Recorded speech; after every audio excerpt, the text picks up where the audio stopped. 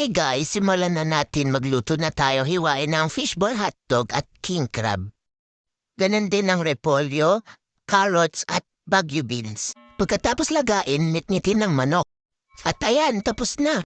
Simulan na rin gayatin ng sibuyas at bawang. Pag mainit ng mantika, ilagay na ang bawang. At pag nag-brown na ito, isunod na ang sibuyas. At halu-haluin ito. Naglagay rin ako dito ng star margarine para mas malasa, pero nasa sayo kung maglalagay ka o hindi.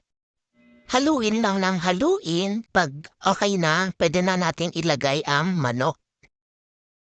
Siyempre, ang sikreto, walang katapusang halo. Pag okay na, pwede na rin natin ilagay ang fishball hotdog at stick crab. Tapos, haluin ulit. Halo lang ng halo.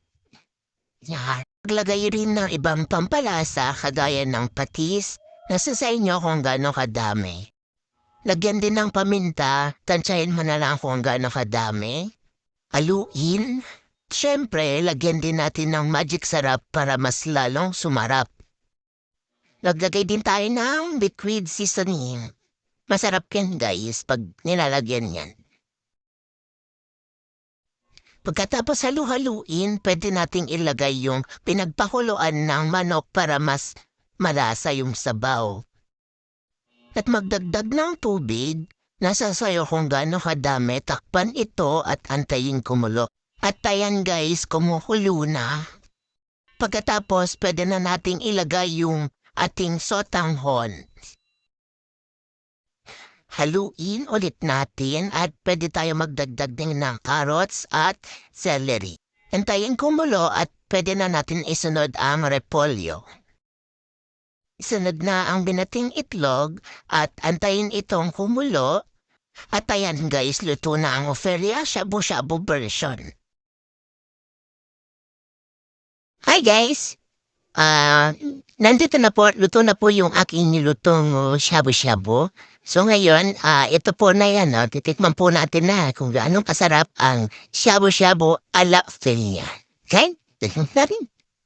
Ayan po. Ang sarap. Ayan. So, po natin. Ano? Sarap. Sarap siya. Malasa. Nagnalim palinamnam po gawa ho ng star margarine. Sir, may lasa po siya ng star margarine. Tingnan mo natin. Sarap. Sarap. Ay, sarap po ang sarap. At nakitikman ko na po sa aking mga kasama ang aking niluto na shabu-shabu ala Ofelia. Ayan po. So, ano po masasabi po ninyo? Masarap. Sarap. Masarap po. Talaga pong masarap. Subukan niyo po. Tayo po ang makakapagsaksi talagang masarap po ang shabu-shabu ala Ofelia. Bye.